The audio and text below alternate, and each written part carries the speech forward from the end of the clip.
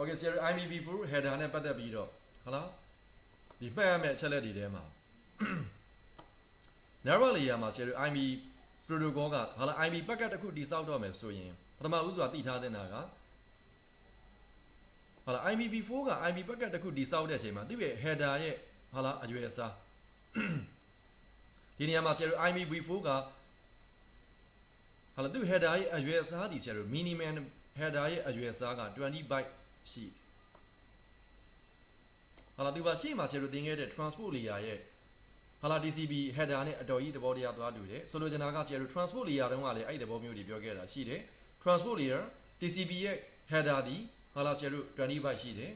အဲ့ဒီ20 byte ထဲမှာဆရာတို့ဟာလာသူ TCP နဲ့ပတ်သက်တဲ့ segment တစ်ခုတိစောက်တိုင်းမဖြစ်မနေထည့်ရတဲ့ feed တွေရှိတယ်လို့အကယ်ပြီး optionally ဟာလာထပ်ပြောခြင်းတဲ့ဒီပုံမှန်ဟာလာ feed တွေပြင်နောက်ထပ် optionally ထပ်ပြောခြင်းတဲ့အကြောင်းပါတွေရှိခဲ့ရင်လေ TCP header ရဲ့ size က20 byte and over ဖြတ်သွားနိုင်တယ်အဲ့ဒါလိုမျိုးပဲဆရာတို့ IP မှာလည်းပဲ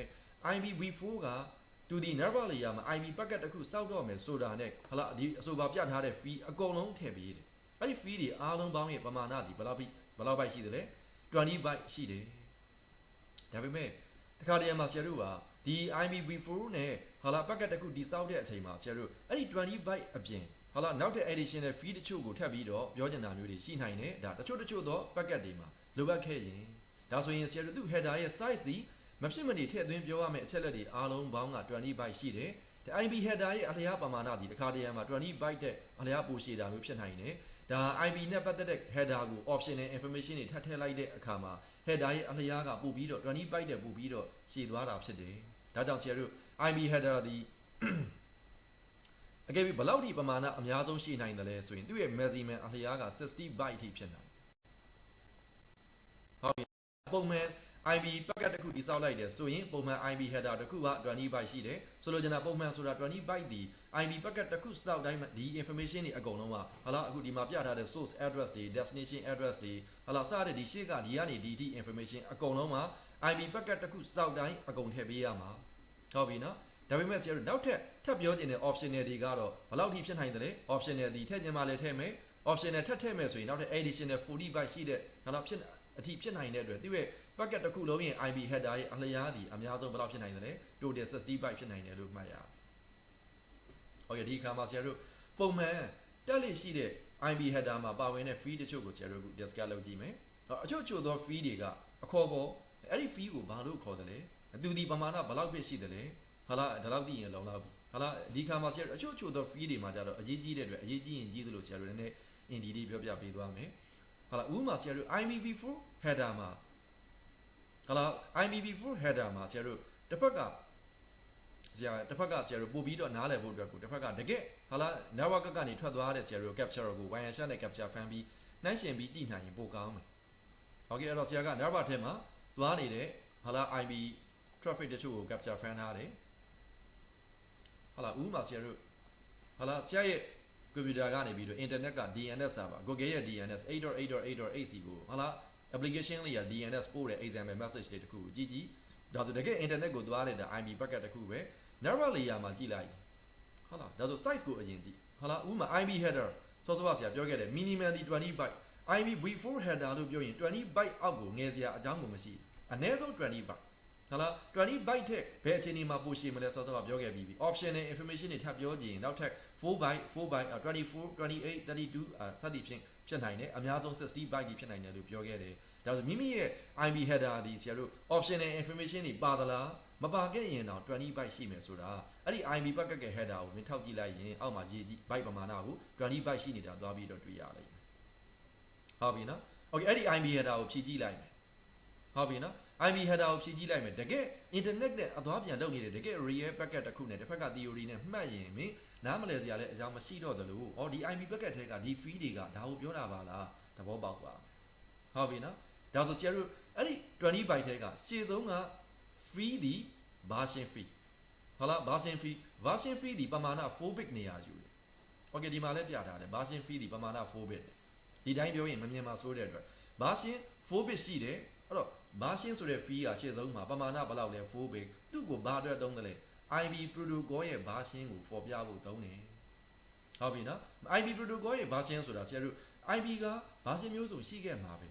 ဟ ဟာလားဆရာတို့ well known ဖြစ်တဲ့ version ကတော့ phone နဲ့ system ဖြစ်နေတာဒီကြားထဲမှာ publish announce မလုပ်ဖ ೇನೆ ဟာလားဆရာတို့အခြားကြားထဲက version တွေ version 4ရဲ့ရှေ့က version တွေလည်းရှိခဲ့ဘူးမှာပဲဟာလား V6 ပြီးသွားရင်နောက်ထပ်ဆရာတို့ထပ်မလာဘူးမသိပြောနိုင်မလဲဒါ V6 ကတော့ long term solution ဖြစ်တဲ့အတွက်နှစ်ပေါင်းများစွာသုံးနေဦးမှာပဲပေါ့အဲ့တော့ဒီနေရာက fee က IB V6 ဆိုလဲ IB V6 packet မှာအဲ့လိုမျိုးရှေ့ဆုံးမှာ 4 bit နေရာမှာ version ဆိုတာရှိတယ်ဒါဒီ protocol ရဲ့ version ကိုပြတာလို့မှတ်လိုက်ရင်ရပြီဒါကြောင့်ဆရာတို့ version ဒီ4 bit အဲ့ 4 bit နေရာက value ကိုမြင် read လုပ်လိုက်ရင်တွေ့လားဒါ IB V4 ဖြစ်တဲ့အတွက်အဲ့0100ဆိုတဲ့ decimal 4 bit ဆိုတော့ဒါ IB protocol version 4လို့ကြီးပဲလားပြနော်โอเคဆက်ကြည့်မယ်သူ့နောက်မှာဗာတွေ့ရမှာလဲ IHL ဟုတ်လား IHL အရှိကောက်က internet header length လို့ခေါ်တယ်ဟုတ်လား internet header length ဆိုတာအခြားမဟုတ်ဘူး IB ဟုတ်လား packet တစ်ခုရဲ့ header ရဲ့အလျားဟုတ်လားပြောရရင်ဆရာ IB packet တစ်ခုဒီမှာ IB header ရှိတယ်အဲ့ဒီ header ဘယ်လောက် byte လဲဆိုတာစောစောဆရာပြောထားတယ် minimum က20 byte မှန်ပေမဲ့တစ်ခါတရံမှာ option နဲ့ထပ်ထည့်လိုက်ရင်20 byte ထက်အထက်အလျားပိုရှိနိုင်တယ်24 28 4 byte word နဲ့သူကထပ်ပြီးတိုးသွားတာမျိုးဒါဆိုရင် IB header ရဲ့အလျားက20 byte ပဲလားဟုတ်လား20 byte ရဲ့အလျားပိုရှိနေသလားရှိနေသလား IB ရဲ့ header ဒီဘယ်လောက် byte လဲဆိုတာအဲ့ဒီ IHL bit ကိုဖတ်ပြီးတော့သိနိုင်တယ်ဟုတ်ပြီနော် IHL ဒီဒါကြောင့် IB header ရဲ့အလျား byte ပမာဏကိုပြသတယ်ဟုတ်လားအဲ့ဒီမှာတော့မင်းမှတ်နိုင်ရင် IHL ဒီ4 bit ဟုတ်လားဘယ်လို read လုပ်ရမလဲဆရာပြောပြဟုတ်ပြီနော် IHL ဒီ4 bit အခုတကယ်အရှိတိုင်းကိုကြည့်လိုက်ဟုတ်လား IHL 4 bit နေရာမှာဟုတ်လားမင်း binary ဘယ်လောက်တွေ့ရတယ်လဲဒီနေရာက4 bit ဒီနေရာမှာဆိုရင်နောက်ဆုံးဒီ4 bit ကို file ရအောင်0101ဟုတ်တယ်နော်အဲ့0101ဆိုတာဘာကိုပြောသလဲအဲ့ဒီနေရာက0101ကိုဟုတ်လား binary ကို decimal အရှိဘာသာပြန်လိုက်ရင်အဲ့ဒါဒီ decimal ဘယ်လောက်ထွက်လာမလဲ5ဟုတ်တယ်နော်ဒီနေရာက1 okay 008ဒီနေရာက1ကဘယ်လောက်လဲ4ဒါဆို total 5အဲ့5ဆိုတာဘာကိုပြောသလဲဒီနေရာမှာလည်းပြထားတယ်5တယ်ဟုတ်လားအဲ့ဒါဒီ header ရဲ့အလျားက5 byte လို့ဒီပြောတာမဟုတ်ဘူးဟုတ်လားအဲ့ဒါကို5 into 4နဲ့ပြပါဟုတ်ပြီနော်သူ့သဘောကဒီနေရာမှာပြတဲ့ unit ရှိတယ်အဲ့ဒါကိုဆရာတို့က4 byte word 4 byte word ဘယ်လောက်ဟုတ်လား4 byte word ဆိုတာ4 byte ပမာဏရှိတယ်အစုဝေးလို့ပြောတာဒါဆို तू ကဒီနေရာကသူ့ရဲ့ counter 1က4 byte အလျားပမာဏရှိတယ်ဟုတ်လားဟို data block တစ်ခုကိုပြဋ္ဌာန်းတဲ့သဘောဆိုတော့ဒီနေရာမှာဆရာတို့5ဆိုတာက5 byte လို့ပြောတာမဟုတ်ဘူး4 byte word block ပေါင်း5ခုရှိတယ်ဆိုတော့5လေးဒီဘယ်လောက်လဲ20တိုးတယ်မင်းရဲ့ header ရဲ့အလျားပမာဏဒီ20 byte ရှိတယ်လို့မြင်နိုင်တယ်ဒါလည်းမှတ်နိုင်ရင်မှတ်ပါ CCNA level မှာတော့ဒီလောက်ကြီးအသေးစိတ်မသိလဲရတယ်ဒါမှတ်နိုင်တဲ့သူရမယ်ဟုတ်ပြီနော်ဆိုတော့ IHL ကိုကြည့်ချင်းအပြင် header ရဲ့အလျားကိုသိမယ်ဒါ read လုပ်တတ်မှာဒီပဲ standard မှာအဲ့လိုပြဋ္ဌာန်းထားတယ်ဆိုတာသိမှကိုကဒီနေရာကိုဘာသာပြန်တတ်မှာ file လို့တွေးတဲ့အတွက်5 byte လို့ပြောတာမဟုတ်ဘဲနဲ့1 byte counter ကိုပြတာမဟုတ်ဘဲနဲ့4 byte word ဘာနှစ်ခုလဲဟုတ်လားဆိုတာကိုသူကပြတဲ့အတွက်ဒီနေရာမှာ5လို့ပြရင်ဟုတ်လားဒီနေရာမှာပြတဲ့ decimal တန်ဖိုးကို4နဲ့မြောက် total header ရဲ့ byte ပမာဏအလျားကိုတွေးရမယ်အကယ်၍ဒီနေရာမှာဆရာတို့က5မဟုတ်ဘဲနဲ့ဟုတ်လား7ဆိုဘာဖြစ်မလဲခွန်လေးဒီ28 header ရဲ့အလျားဒီ28 byte အဲ့ဒီအတွက်ဒီ IB packet ကိုလက်ခံရရှိတဲ့သူက header ဒီဘယ်လောက် byte လဲဟုတ်လားနောက်က data ကဘယ်လောက် byte ကျန်မလဲမှားပြီးတော့ဖြတ်မိတောက်မိစရာအကြောင်းလုံးဝမရှိဘူးမင်းရဲ့ header ဘယ်လောက် byte ဆိုတာအဲ့ IHL fee ကိုကြည့်ပြီးတော့သိနိုင်တဲ့အတွက် header ဒီ20 byte လား20 byte လို့ကွက်တိသိရင်မသိစရာလည်းအကြောင်းမရှိဘူး IHL ကိုကြည့်ပြီးသိတဲ့အတွက်20 byte လို့သိရင်ဒီ encapsulation process မှာအဲ့20 byte ကိုပဲဖယ်ထုတ်ပြပါ20 byte ကနောက်ကကျန်တဲ့01အစုဝေးသည် IB ကတည်လာတဲ့ upper layer information ဟုတ်လားအဲ့လိုမျိုးပဲ IHL နေရာမှာမင်းရဲ့ IB header က20 byte တဲ့အလျားပိုရှည်လို့28 byte ဆို28 byte မှန်သိအောင်7နဲ့ပြလိုက်အဲ့ဒါဆိုရင်တစ်ဖက်ကဒီ packet ကိုလက်ခံရရှိတဲ့သူက IHL fee ကိုဖတ်ပြီးတော့7လို့တွေ့တာနဲ့ခွန်လေးဒီ28 28 byte က header ပဲဆို28 byte ကို remove လုပ်ပြမှာ de encapsulation process မှာ okay ကဲဒါဆိုရင် IHL ဆရာတို့တည်သွားပြီ okay သူ့ရဲ့နောက်မှာစက်ဖတ်မယ် IHL ရဲ့နောက်မှာဆရာတို့စက်ဖတ်မယ်နော် TOS ဟုတ်လား TOS ဒီ types of service ဟုတ်လား types of service လို့ခေါ်တယ်ဟုတ်လားဆရာတို့ဘာအတွက်သုံးတယ်လဲဆိုရင်ဒီနေ့ခေတ်မှာ IPQoS ဒီနေရာမှာတော့ QoS သင်ခန်းစာကတတ်တင်မှာဖြစ်တဲ့အတွက်ဟုတ်လား QoS သင်ခန်းစာနဲ့ link ချိန်ပေးထားမယ်ဒီ IB packet တွေ nerve ထဲမှာသွားလာနေတဲ့အခါမှာဟုတ်လားဥမာ IB packet ချင်းအတူတူဘယ် IB packet ကိုဟုတ်လားဘယ် IB packet နဲ့ရှင်ရင်ဘယ်သူကို priority ပိုဦးစားပေးရမှာလဲဘယ်သူကတော့ဦးစားပေးဟုတ်လားနည်းတယ်လေဘယ်သူကတော့ဦးစားပေး level အနေနဲ့မြင့်တယ်လေဟုတ်လားဒါဒီကားလမ်းပေါ်မှာကားတွေသွားရင်ဆရာတို့ကကားချင်းတူပေမဲ့ဘူးမှာဆရာတို့ကကားချင်းတူတော်များလဲပဲဒီကားက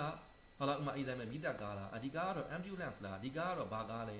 ကားချင်းတူပေမဲ့ဒီကားရဲ့အရေးပါမှု level ကိုသူ့ရဲ့ကားရဲ့အမျိုးအစားကိုကြည့်ပြီးတော့တစ်ဖက်က traffic police ကဆုံးဖြတ်ပေးတယ်လို့မျိုးဥပမာ IB packet တွေမှာလေအဲ့ဒီ IB packet ချင်းတူပေမဲ့အဲ့ဒီ IB packet ရဲ့ header တွေကအခုဆရာတို့ပြတဲ့ TOS ဆိုတဲ့နေရာက 8bit value ကို read လုပ်ပြီးတော့ဘယ် packet ကသူ့ရဲ့ priority level ဘယ်လောက်ရှိတယ်လဲအကြမ်းမြင်တလောက်မှတ်ထားလို့ရတယ်ဒါကိုဆရာတို့က IB QoS လို့ခေါ်တယ် quality of service ဆိုတော့ IB QoS အတွက်ဟာလာဆရာတို့ဒီ IB header ရဲ့ဘယ် fee ကို read လုပ်ရမှာလဲဘယ် fee နဲ့အဓိကသက်ဆိုင်တယ်လဲဆိုရင်ဟာလာအဲ့တတိယမြောက် fee ဖြစ်တဲ့ 8bit TOS fee နဲ့ဆိုင်တယ်လို့မှတ်ရအောင်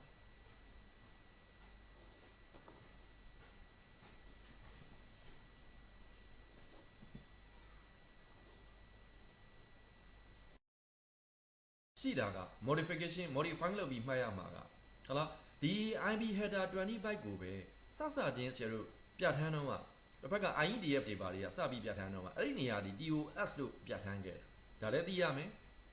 ဒါပေမဲ့ဆရာတို့ကဟုတ်လားအခုနောက်ပိုင်း standard တွေမှာကြတော့အဲ့ TOS total 8 bit ရှိတဲ့နေရာမှာပဲဟုတ်လားအဲ့ TOS က8 bit နေရာမှာပဲဟုတ်လားဆရာတို့ဘာနဲ့ဘာနဲ့ရဟုတ်လားအစားထိုးပြီးနေရာဝင်ယူတယ်လဲဆိုတော့ဟုတ်လားအဲ့နေရာမှာပဲဆရာတို့ရှေ့က6 bit ဒီ DSCB လို့ခေါ်တယ်ဟုတ်လားနောက်က2 bit ဒီ ECN လို့ခေါ်တယ် ECN ဒါပေါင်းတော့8 bit ပဲဟုတ်လားဒါဒီလိုကွာဆရာတို့ဟို TOS ကြီးပျောက်သွားတာမဟုတ်ဘူးဟိုအရင်တုန်းကပြဋ္ဌာန်းချက်အဟောင်းနဲ့နောက်ပိုင်း update လိုက်ပြဋ္ဌာန်းချက်အသစ်တွေနဲ့ရှင်းပြီးတော့ပြောပြတာဒါဆိုအခုဒီနေ့ခေတ်မှာကြတော့ဆရာတို့ IB packet တွေ capture friend ကြည့်ရင်ဟုတ်လား IB header ထဲမှာ DSCB fee ပါတယ်နောက် ECN fee ပါတယ်ဆိုတော့ဒီ DSCB တွေ ECN တွေကတက်ဟာလားဆရာတို့ fee အသစ်တွေနေရာယူတာမဟုတ်ဘဲနဲ့ဟိုအရင်တုန်းက TOS နဲ့လုပ်ပုံကိုင်ပုံသဘောတရားတူတဲ့အတွက်ဟာလားသူဒီ TOS က8 bit နေရာမှာပဲဟာလားဆရာတို့ဘာတွေဖြစ်နိုင်တယ်လဲ DSCB က6 bit ECN က2 bit ဖြစ်နိုင်တယ်ဟာလားဒါဆို TOS ကဆရာတို့ဟာလား IEDF က standard ဟာလားအဟောင်းနေမှာပြဋ္ဌာန်းခဲ့တာဖြစ်တယ်နောက်ပိုင်းနေမှာဆရာ QoS address ဆိုရင်ဘာတွေသုံးတယ်လဲဆိုတော့ DSCB တို့ ECN တို့သုံးတယ်ဆိုတော့ဒါကိုဆရာတို့တစ်ဖက်က wire shack မှာကြည့်လိုက်မယ်ဆိုရင်လည်းတွေ့ရတယ် DSCB differentiated service scope point လို့ခေါ်တယ်ဟာလား differentiated service scope point သူဒီဆိုတော့ TOS 8 bit ထဲကရှေ့က6 bit ကိုနေရာယူတယ်ဟာလားသူ့နောက်က2 bit ကနောက်ဆုံး2 bit က ECN explicit congestion notification လို့ခေါ်တယ်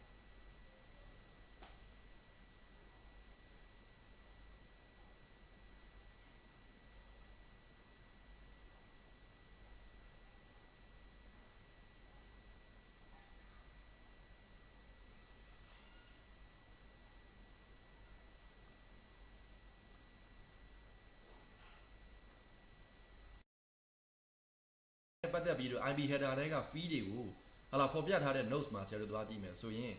ဟုတ်လားဟိုရင်တုန်းကဒီ DSCB နဲ့ ECN နှစ်နေရာယူတဲ့8 bit ကိုဟိုရင်တုန်းက TOS လို့ပြဋ္ဌာန်းတယ်ဟာလာဒီမှာလည်းဆရာတို့ရေးပေးထားတယ်ဟာလားအခုနောက်ပိုင်းမှာအဲ့ TOS 8 bit နေရာမှာပဲ6 bit 2 bit ဟာလာနှစ်နေရာခွဲပြီးယူလိုက်တာ RFC 2474အရာ IEDF ကဟာလာဆရာတို့အဲ့ဒီ TOS 8 bit ကရှေ့က6 bit ကို differentiated service scope point အတွက် allocation လုပ်မဲ့နေရာနောက်က2 bit ကတော့ RFC 3168အရာဆရာတို့ ECN အတွက်နေရာယူတယ်ဒီခါမှာဆရာဒီနေ့က IBQoS ဟာလာ configuration လုပ်တဲ့အခါမှာကြတော့ဟာလာဘာလို့တွေ့ရလိမ့်ရှိတယ်လဲဆိုရင်အဲ့ DSCB ဆိုတဲ့ fee 6 bit ကဟာလာဆရာတို့ QoS ဟာလာ quality of service အတွက်ထိန်းချုပ်ဖို့သုံးတယ်လို့ ECN ဆိုတဲ့2 bit ကကြတော့ explicit နော် congestion notification ဆိုတာကြတော့ end to end ဒီ IB packet တွေပေးပို့လိုက်တဲ့ end တစ်ခုရဲ့ကြားမှာဆရာတို့ကဟာလာ congestion ဖြစ်နေသလားဆိုတာကို notify လုပ်ဖို့အတွက်ကိုအဓိကသုံးတယ်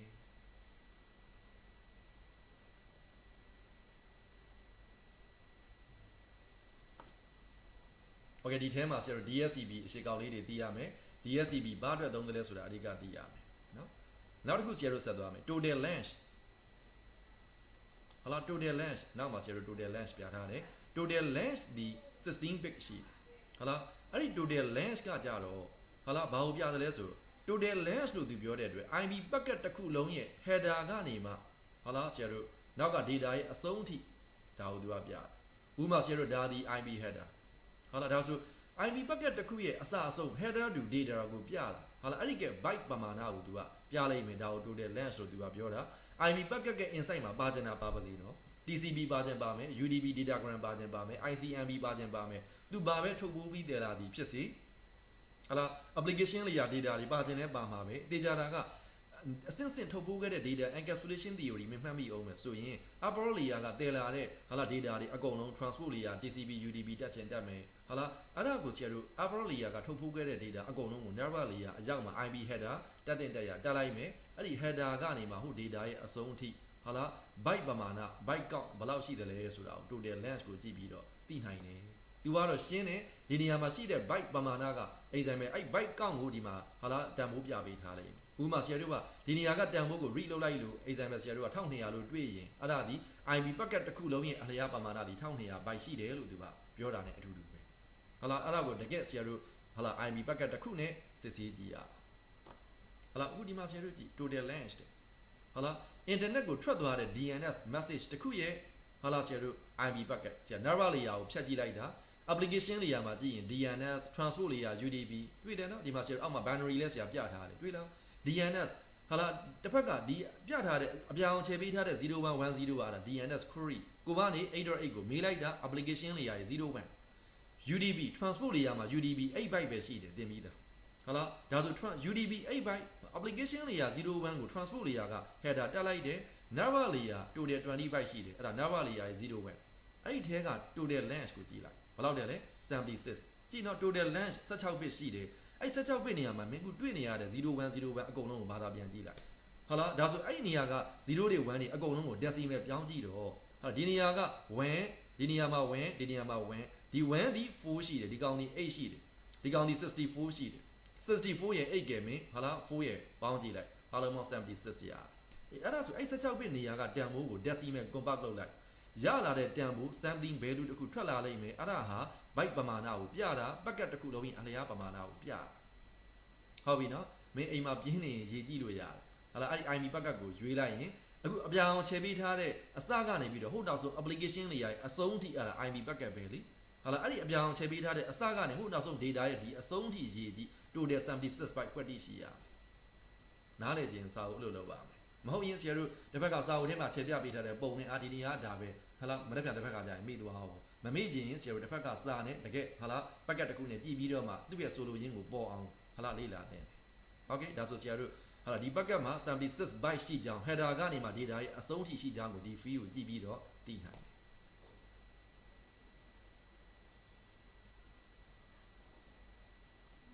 โอเคဆက်ကြည့်နောက်တစ်ခုပါဆရာတို့ဟာလား identification ဟာလား fragment ID လို့လည်းခေါ်တယ်16 bit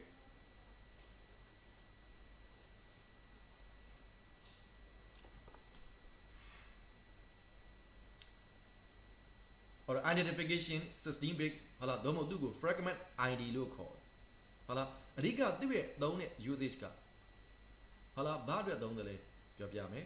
ဟာလား fragment of ဟာလားဒီမှာ group of fragment of a single IP packet ဟာအဲ့ဒါဒီဆရာတို့ပြောပါရင် IP packet တွေ fragmentation လုပ်ရတဲ့အခါမျိုးမှာဟာလား IP packet တွေဘယ်လိုအခြေအနေမျိုးမှာ fragmentation လုပ်ရတယ်လဲအဲ့လိုအခြေအနေမျိုးမှာဆရာတို့ fragmentation ဘယ်လိုအခြေအနေမျိုးမှာလုပ်ရတယ်လဲဆိုတာလေးနားလေတော့မှဒီ identification bit ရဲ့ usage ကိုဆရာတို့နားလေပါဟုတ်ပြီနော်အဲ့တော့ဒါလေးကိုဆရာကရှင်းပြမယ်ဥပမာဆရာတို့ internet ကိုပို့လိုက်တဲ့ packet တစ်ခုကိုကြည့်ကြည့်ဟာလားဥပမာ identification တန်ဖိုးတစ်ခုရှိနေတယ်ဟာလားတန်ဖိုးတစ်ခုခုသူထည့်ပေးလိုက်တယ်ဒါပေမဲ့ဆရာတို့ကဒီ packet ဟာလားဥပမာဆရာတို့ဒီ packet ဟာလားဒါတွေရာဆရာတို့ဟို IP packet တစ်ခုတည်းမှာဆရာတို့ packet တစ်ခုတည်းထွက်သွားတယ်ဆိုလဲပဲ identification တန်ဖိုးတစ်ခုကတော့ပါသွားတာပဲเนาะပါသွားတာပဲဖြစ်တယ်ဒါပေမဲ့ဆရာတို့ကဒီနေရာမှာအဲ့ဒီ16 bit တန်ဖိုးကိုနားလည်အောင်ကြည့်ကြည့်မယ်ဆိုရင်ဒီလိုတွေ့ရမယ် IP packet ကိုဟာလားစောစောက fragmentation သဘောနားလည်ဖို့ fragment ဆိုတာဟာလားခွဲထုတ်ပြလိုက်ရတဲ့သဘောမျိုးဟာလားဥပမာဆရာတို့အုပ်စုကွဲသွားတဲ့သဘောမျိုးဒါဆိုလိုချင်တာဖြစ်တယ်ဟာလားဥပမာဆရာတို့ကတစ်ဖက်က IP packet တစ်ခုကိုဟာလား data encapsulation အရာကြည့်ရင်ကွာ router C ကို interface တစ်ခုခုကနေဝင်လာတဲ့ IP packet တစ်ခုဟာလားအဲ့ဒီ router က route lookup လုပ်ပြီး interface တစ်ခုဘက်ကိုပို့ပေးတော့မယ်ဆိုရင်ဟာလားပို့ပေးတော့မယ်ဆိုရင်ဆရာတို့အမြဲတမ်း fragment လုပ်ရတယ်မဆိုလို့ဟာလားသဘောမှာဆရာအလွယ်ဆုံးနမူနာတစ်ခုမျိုးကိုပြောပြမယ်ဟာလားဥပမာတင်ငယ်ချင်းဟာလားဆရာတို့ကိုတင်ငယ်ချင်းနေနဲ့ကိုကအခြားမျိုးကိုခီးသွားမယ်ဟုတ်ပြီနော်ခီးသွားမယ်တင်ငယ်ချင်း6ယောက်ရှိဟာလားအဲ့ဒါမဲ့တခြားမျိုးမှာဟာလားအလဲဘက်ခဏခီးသွားခြင်းနဲ့ကားနဲ့သွားမယ်အခုကိုပိုင်ကားနဲ့ဟာလားလဲဖြစ်ခြင်းလဲဖြစ်မယ်ပေါ့ဟာလားဥပမာဆရာတို့ကတင်ငယ်ချင်း6ယောက်သွားမယ်ဟ အဲ့ဒီခါမှာဆရာတို့ကတခြားမျိုးကိုသွားဖို့အတွက်ကိုဟာလားအခုကိုပိုင်ကားနဲ့သွားတဲ့အချိန်မှာအဲ့ကားပေါ်မှာလူ၈ယောက်ဆန့်သလားဟာဒါဆိုဆရာတို့ကစောစောကတငယ်ချင်း၈ယောက်ဆိုတဲ့လူကဟာလားလူ၈ယောက်အုပ်စုက IB ပတ်ကတ်လို့တွေးလိုက်အဲ့ဒီလူတွေကိုတည်ပြီးမဲ့ကားကို frame လို့တွေးလိုက်ဒါဆိုရင်ဟာလားဒီနေရာမှာဆရာတို့ကအဲ့တငယ်ချင်း၈ယောက်တခြားမျိုးကိုခီးသွားဖို့အတွက်ကားဘယ်နှစီးလိုတယ်လဲလို့တွေးကြည့်ရင်ဒါဟာဘယ်ပေါ်မှာမူတည်တယ်ဆိုတော့မင်းရဲ့ကားရဲ့အရွယ်အစားအကြီးသေးအဲ့ကားပေါ်မှာလူဘယ်နှယောက်တင်နိုင်တယ်လဲဒါနဲ့မဆိုင်ဘူးလားကားကတစ်စီးတည်းဖြစ်ချင်လည်းဖြစ်မယ်နှစ်စီးဖြစ်ချင်လည်းဖြစ်မယ်ဥမာကားကလူ၈ယောက်တင်နိုင်တဲ့ကားအကြီးစားမျိုးဆိုရင်လူ၈ယောက်စီးနိုင်တဲ့အတွက်အဲ့တကယ်ချင်းတွေအုပ်စုခွဲပြီးတော့သွားကြမလို့ကားတစ်စီးတည်းပေါ်မှာပဲပျော်ရွှင်စွာတားကြတယ်ဒါဟာဆရာတို့ no recommendation ဟုတ်ဒါအကယ်၍ကားက၈ယောက်မဆန့်ဘူးဟာလာကားနဲ့တီးတယ်တကယ်ချင်း2ယောက်မှာကားတစ်စီးရှိတယ်ကားတစ်စီးနဲ့သွားကြမယ်ဒီလိုဖြစ်ချင်လည်းဖြစ်မယ်အဲ့ဒီခါမှာကားတစ်စီးမှာလူ၈ယောက်မဆန့်ဘူး4ယောက်ပဲဆန့်တယ်ဟာလာသွားကျင်တာက8ယောက်အဲ့ဒါဆိုကားဘယ်နှစီးသွားရမလဲ2စီးသွားမှရမယ်ဒါဆို8ယောက်ဒီသွားနေတဲ့အချိန်မှာတအုပ်စုတဲ့တစ်စီးတည်းပေါ်မှာမဟုတ်ဘူး8ယောက်ဒီတဝက်ဝက်အဲ့ဒါဒီ fragmentation ဒါဆိုရင်ဆရာတို့6ယောက်တစ်ခုလုံးကြီးက IB packet တစ်ခုလို့တွေးလိုက်ရင် on the wire on the router to router ဂျာသွားနေတဲ့အချိန်မှာမင်းရဲ့ packet ဒီ packet တစ်ခုကို frame တစ်ခုတည်းထည့်ပြီးတည်တာမဟုတ်ဘဲနဲ့အဲ့ packet ကိုတဝက်ဝက်လိုက်တဘောကအဲ့ packet က data ကိုတဝက်ဝက်ပြီးဘာကြောင့်တည်ရတယ်လဲအောက်ကတည်ပြီးတဲ့ frame လိုမျိုးစောစောကကားနမူနာကဒီ packet တစ်ခုလုံးကြီးကသူ့အတွက်တော့ကြီးနေတဲ့အတွက်သူတခါတည်းမတည်ပြီးနိုင်ဘူးဒီခါမှာခွဲချမ်းစိတ်ဖြာပြီးတည်ရတယ်လို့မျိုးပဲဒါကိုနားလည်ခြင်းရင်စောစောကကားတစ်စီးမှာလူဘယ်နှယောက်တည်နိုင်တယ်လဲဆိုတာ main frame ရဲ့ MTU နဲ့သွားတူတယ်ရှေ့ကသင်ပြီးခဲ့တဲ့သင်ခန်းစာတွေမှာ example ethernet မှာ MTU ဆရာပြောခဲ့တယ်ဟာလားဥမာ MTU ဘလောက်ဘိုက်ကိုအတိမှတ်ဖို့ပြောတာမဟုတ်ဘူးနော်ဒါကမိမိရဲ့ data link layer protocol နဲ့ဆိုင်နေဟာလားဥမာဆရာတို့သူ့ရဲ့ concept ကိုပဲယူဖို့ပြောပြတာ ethernet တောင်မှ1500 byte ကအသေးမဟုတ်ဘူးလို့ဆရာသင်ခဲ့ပြီးသားဟာလား1500 byte တဲ့ပုံများတဲ့ data တွေကိုသင်နိုင်တဲ့ jumbo frame concept တွေပါလေဆရာပြောပြခဲ့တယ်ဒါလောလောဆယ်မှာဆရာတို့က packet ကိုတည်ရင် frame ရတည်ရမှန်းသိပြီးသားအဲ့ဒီခါမှာအောက်ကတည်ပြီးမဲ့ lower layer ကဟာလားသူဒီrouter ရဲ့ interface ဥမာ ethernet ဖြစ်ချင်လည်းဖြစ်မယ် SAM layer 2 protocol သုံးထားမယ်ကွာသူ့ရဲ့ MDU ကဒီလောက်ရှိတယ်1500 byte ဆိုကြပါစို့အဲ့ဒီချိန်မှာဆရာတို့ကစောစောကတင်ငယ်ချင်း၈ယောက်ကားနဲ့ခီးသွားသလိုမျိုးပဲကားတစ်စီးတည်းသွားခြင်းနဲ့သွားမယ်နှစ်စီးသွားခြင်းနဲ့သွားမယ်ဟုတ်လားအဲ့ဒါကဘာနဲ့ဆိုင်တယ်လဲဒီကားရဲ့တင်နိုင်တဲ့လူပမာဏအရွယ်စားနဲ့ဆိုင်တယ်ဒီမှာလည်းအဲ့ဒီတိုင်းပဲတစ်ဖက်ကဆရာတို့1500 byte ဒီ frame ရဲ့ MDU ကသူ့ထဲမှာထည့်သွင်းမဲ့ data ရဲ့ maximum transmission unit ကတလားအဲ့ဒီခါမှာဆရာတို့ဒီ IB packet ကအရွယ်စားကဟာလားဒီ IB packet ကအရွယ်စားကအကယ်၍များဒီ IB packet ကအရွယ်စားဒီဟာလားစောစောက1500 byte ထက်ငယ်တယ်ဆိုရင်အဲ့ဒီ packet ကိုတည်ဖို့အတွက် fragment လုပ်เสียလို့သလားအဲ့ packet ကိုခွဲခြမ်းစိတ်ဖြာပြီးတော့အပိုင်းပိုင်းခွဲပြန်ပြီးတော့ဟာလားတည်စရာမျိုးမလိုဘူးဘာကြောင့်လဲဆိုမင်း packet ကအရွယ်စားကကားတစ်စီးမှာလူ၈ယောက်တင်နိုင်တယ်ဆိုတဲ့ကားတာရှိရင်သွားကျင်တဲ့တငယ်ချင်းရဲ့အယူရက်က၈ယောက်သို့မဟုတ်၈ယောက်အောက်နဲတယ်ဆိုရင်ကားတစ်စီးတည်စရာမလိုတဲ့သဘောနဲ့အတူတူပဲဟုတ်ပြီနော်ဒါဆိုရင်ဒီ packet ကဟာလားအလျားပမာဏဒီ1500 byte အောက်ဟာလားငယ်တယ်ဆိုရင်ဟာလားဒီ packet တစ်ခု frame ကလည်းတစ်ခုတည်းပဲအဲ့ packet ကို frame နဲ့တန်းထည့်မယ် frame ကြီးရွေ့သွားမယ် forward တိုက်ဖြစ်သွားမယ်အကယ်၍များဒီ packet ကအလျားပမာဏဒီကြည့်မယ်နော်တစ်ဖက်ကသူ့ကိုတည်မှာကတော့ router မှာ route lookup လုပ်လိုက်လို့ outgoing interface ပါညာရရင်ဒီရထွက်မယ်ပဲထားအဲ့ထွက်မဲ့ interface နဲ့စိုက်တာနော်ဒီ packet route lookup လုပ်လိုက်ရင်ရမယ် outgoing interface အဲ့ဒီ outgoing interface က data link layer က protocol သူ့ရဲ့ related MTU setting နဲ့ကြည့်လိုက်ရင်ဒီ IB packet ဒီအချိန်တိုင်းသူ့ထဲကိုထည့်သင်မှာမှန်တော့ညာလဲအဲ့ဒီ interface က layer 2 MTU size တဲ့ဒီ IB packet ကဟာလာအကယ်၍များကြီးနေခဲ့မယ်ဆိုရင်ဟုတ်ပြီနော်ဥပမာဆရာဒီ IB packet က size ကိုဆရာဒီမှာရေးလိုက်မယ်ဒီမှာသူ့ရဲ့ IB packet ကဟာလာ size ကဟာလာ size in byte က1500 byte ဆိုတဲ့ MTU ထက်ကြီးခဲ့မယ်ဆိုရင်စောစောကကားတစ်စီးမှာလူဒီ8ယောက်ပဲတင်နိုင်တာဟာလာတော့အဲ့ချိန်မှာတကယ်ချင်းက9ယောက်ဖြစ်နေတယ်12ယောက်ဖြစ်နေတယ်တေချာတယ်ကားတစ်စီးနဲ့မရတော့ဘူးဆိုတဲ့သဘောပဲဟာလာအဲ့ဒါနဲ့အတူတူပဲဒီနေရာမှာလဲဆရာတို့ဒီ IB packet ကအလျားဒီဟာလာဆရာတို့ IB packet တစ်ခုရဲ့အလျားဒီဆရာပြောပြမယ်ဘယ်လောက်ထိရှိနိုင်တယ်လဲဆိုတော့6000ခွဲ65535 byte ထိဟာလာ maximum အလျားဖြစ်နိုင်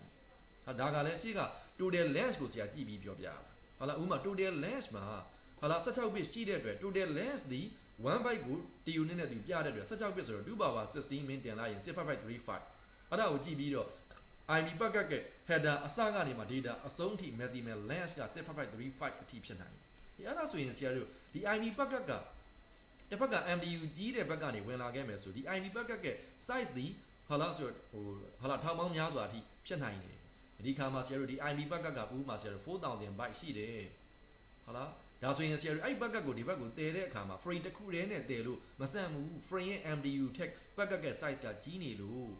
အဲ့လိုအခြေအနေမျိုးမှာဆရာတို့ fragmentation လုပ်ရတယ်လို့မှတ်ပေးရမယ်ဒီ IB packet ကိုအပိုင်းလေးတွေပိုင်းလိုက်တယ်တစ်ဖက်ကအဲ့ packet ကိုပို့ပေးမဲ့ system က example router ကဟုတ်လားဘယ်လိုပိုင်းသလဲဆိုတော့ဒီနေရာမှာဆရာတို့သူက MDU 1500ဆိုဒီ IB packet ကိုဆရာတို့သူ့ရဲ့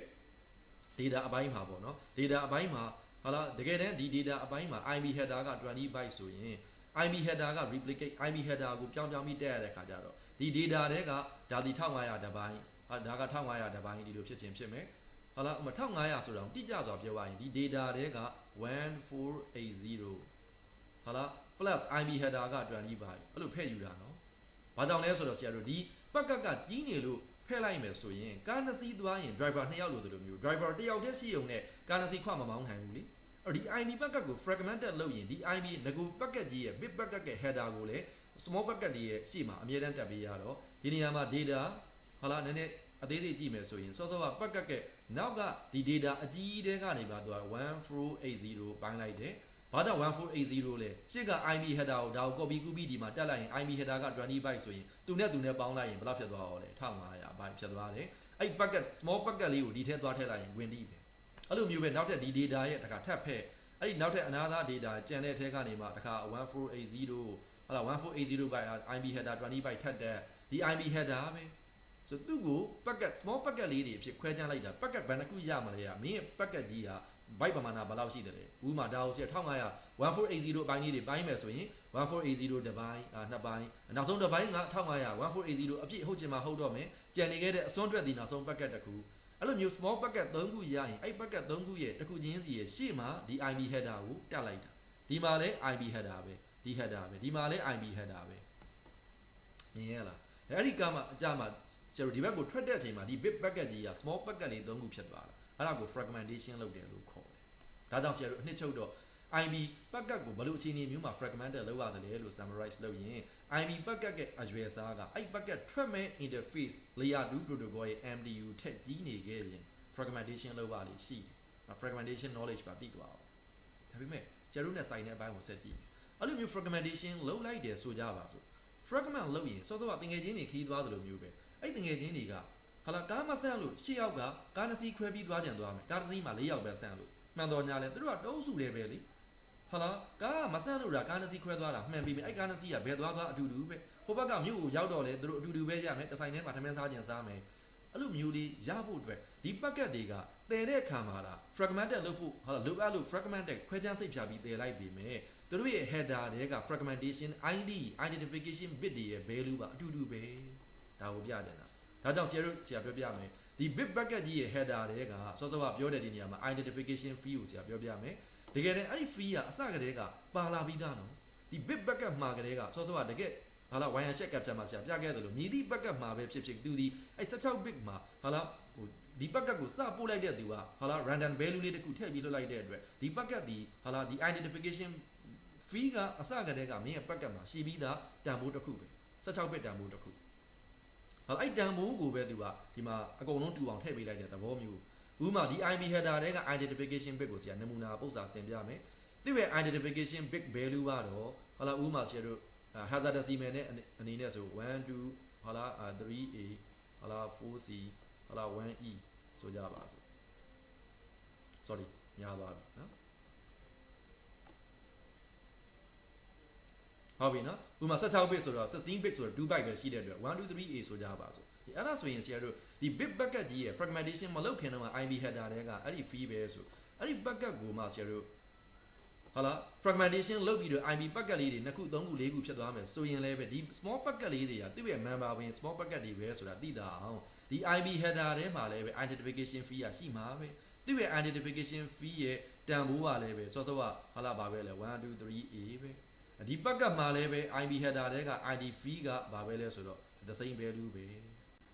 အဲ့ဒါဆိုရင်ဒီဘက်က fee ကိုကြည့်လိုက်တော့တစ်ဖက်ကအဲ့ packet ကိုလက်ခံရရှိတဲ့ system ဟာလာ router ပဲဖြစ်ဖြစ်ဘယ်သူပဲဖြစ်ဖြစ်အဲ့ဒီ system ကအဲ့ဒီ packet တွေကိုကြည့်လိုက်တယ်အဲ့ဒီ packet တွေမှာဆရာတို့ကဟာလာဒီအကယ်၍ IB packet ရဲ့ header တွေက identification bit ရဲ့ value ကတူနေရင်အဲ့ packet တွေကတစုတစည်းတည်းပဲဟာလာတနည်းအားဖြင့်အဲ့ packet တွေဒီ fragmentation လုပ်ပြီးတော့လာခဲ့တာဟာလာသူတို့ကတစုတစည်းတည်းပဲဆိုတော့ fragmented လုပ်ထားတဲ့ packet တွေရဲ့ group ပဲလို့နားလေတယ်ဟာလာဒါကြောင့်ဆရာတို့ဒီ fee ကိုနှစ်ချုပ်ပြီးတော့မှတ်တဲ့အခါမှာစောစောက theory ကိုပြန်ဖတ်ကြည့်လိုက်ဟ hala identification hala this fee identification fee and primarily used for hala uniquely identifying the groups of fragmented of a single IB packet ဆိုတော့မြင်ရှင်းသွားပြီဆိုတော့ packet ကြီးတစ်ခုကနေပြီးတော့လိုအပ်လို့ fragmented လုပ်လိုက်တဲ့အချိန်မှာရလာတဲ့ fragmented packet လေးတွေကိုဆရာတို့ကအုပ်စုတစုတည်းပါပဲဆိုတာဘာနဲ့ပြမလဲအဲ့ဒီ ID fee နဲ့ပြမယ်ထို့ကြောင့်ဆိုတော့ identification နေရာကတန်ဖိုးတူတဲ့ packet တွေဟာ fragmented လုပ်ထားတဲ့ packet တွေရဲ့အစုဝေးတစုတည်းကပဲလို့သက်ရောက်စီတယ်အဲ့ဒါဆိုအဲ့လိုမျိုးသိလိုက်တယ်ဆိုလို့ရှိရင်တစ်ဖက်ကအဲ့ packet လေးတွေကိုလက်ခံရရှိတဲ့ router ကအဲ့ဒီ ID fee ရဲ့တန်ဖိုးတူနေတဲ့ packet 3ခု$ကောင်း4ခု$ကောင်း5ခု$ကောင်းအဲ့ဒါတွေသူတို့စီရောက်လာခဲ့ရင်အဲ့ဒီလက်ခံရရှိတဲ့ router ကအဲ့ packet တွေကိုဟာလာဆရာတို့ဘာပြန်လုပ်တယ်လဲဆိုတော့ reason ပဲပြန်လုပ်ပါ reason ပဲဆိုတာပြန်စီတာဟာလာတစ်ဖက်ကပို့တဲ့သူကခွဲပြီးလွတ်တယ်တစ်ဖက်ကလက်ခံရရှိတဲ့ router စီရောက်ရင် reason ပဲပြန်စီတယ်ဆိုတော့အဲ့ packet တွေကိုသူကဒီတန်ဖိုးကိုကြည့်ပြီးတော့ဟာလာအဲ့ packet တွေရဲ့နောက်က data တွေကိုပြန်စီလိုက်တယ်ဟာလာ IB header အကြီးတစ်ခုရှိမှာ IB header ပြန်တက်လိုက်တယ်ဆိုတော့ဒီ bit packet ဒီသူစီရောက်တယ် packet အကြီးတစ်ခုပဲပြန်ဖြစ်သွားတာတည်တဲ့အခါမှာခွဲပြီးတော့တည်တာဟာလာဒါဒီဘာကြောင့်တည်တယ်လဲဆိုတော့ဟာလာဒီ packet တွေဟာဒီ bit packet ထဲက member ဝင် packet တွေပဲလားဆိုတော့ဒီတန်ဖိုးတူမတူကိုကြည့်ပြီးတော့ဆုံးဖြတ်လိုက်တာဟာလာပြီးမှအဲ့ဒီ router ကအဲ့ဒီ packet ကိုတခါဆက်ပြီးတော့ဟာလာ packet တစ်ခုတည်းအနေနဲ့ဆက်ပြီးပို့ဖို့ကြိုးစားတယ် next router ကဟုတ်ကဲ့ဆက်ကြည့်နော်သူ့ရဲ့နောက်မှာကဲဒါဆို identification bit ကိုနားလည်ပြီဆိုရင်နောက်မှာဆရာတို့ flag ရှိနော် flag ရဲ့ fragmented offset ရဲ့ရှိနော် flag မှာဆရာတို့ဟာလာဒီနေရာမှာရှိတဲ့ flag ကဟာလာဒါဒီ IB နဲ့ပတ်သက်တဲ့ IB header တွေက flag တွေရှိတယ်ဒါဒီလဲ1 bit ဒါဒီလဲ1 bit ဒါဒီလဲ1 bit IB header ထဲမှာဆရာတို့ flag 3ခုရှိနော်အဲ့ flag 3ခုမှာတဘစ်ချင်းစီက1 flag စီနေရာယူတဲ့အတွက်ဟာလာဟို3 flag 3 bit ရှိတယ်နောက်က fragmented offset က13 bit အဲ့ဒါကိုပေါင်းကြည့်လိုက်ရင်ဒီဘက်က fragmented offset 13 bit နဲ့ရှေ့က flag 3 bit နဲ့ပေါင်းရင်ဒီနေရာကလည်း16 bit ပဲဟုတ်ပြီနော် okay အဲ့ဒီနေရာမှာ flag ကိုဆရာပြောပြနောက်က flag မှာ3 bit fee တဲ့ဒီမှာပြပေးထားနော်အဲ့ flag နေရာမှာဆရာတို့ရှေ့ဆုံးက flag က reserve ဟုတ်လားရှေ့ဆုံးက flag နေရာမှာ black လောက်ထားတယ်သူဒီလက်ရှိချိန်ထိ reserve ဟုတ်လား reserve လောက်ထားတယ်ဆိုတော့နောက်မှာ2 flag ကျန်တယ်2 flag မှာ DF ဆိုတာ don't fragment လို့ပြောတာ DF flag နော် MF more fragment လို့ပြောတာဒါဒီဆရာတို့ရှေ့မှာ TCP header အကျယ်တဝင့်သင်ခဲ့ထားပြီးသားသူများ flag ကိုမလို့မကြားဘူးစရာအကြောင်းမရှိဘူး TCP တုန်းကလည်း sync တို့ဟာလာ sync act တို့ sync တို့ acknowledge တို့ဟာလာဆရာတို့ဟို finish တို့ဟာလာစသည်ဖြင့်ဟို flag တွေအကြောင်းသင်ခဲ့ဘူးလေဆိုတော့ဒီ protocol နဲ့ပတ်သက်ပြီးတော့ထူးခြားဖြစ်စဉ်လေးတွေဟာလာcondition လေးတွေကိုသူကဒီ flag နဲ့လိုအပ်ခဲ့ရင်အဲ့ flag ကို on off ဟာလား1001ရေးပြီးတော့သူထည့်ပြီးလွှတ်ပေးမှာ okay အဲ့ဒီခါမှာဆရာတို့ကအဲ့ဒီ flag နဲ့ပတ်သက်ပြီးတော့ DF to MF တို့ဆိုတာဘာလဲဆရာပြောပြပဲသဘောတရားအရာဆိုဆရာတို့စောစောကပြောခဲ့သလို DF က don't fragment ဟာလား MF က move fragment နော်ဥပမာဆရာတို့တစ်ဖက်က IB header တကယ် IB header အစစ်မှာသွားကြည့်ရင်လေဟာလာဒီနေရာမှာဆရာတို့ fragment offset ဟာလာရှိမှာ flag ရှိတယ်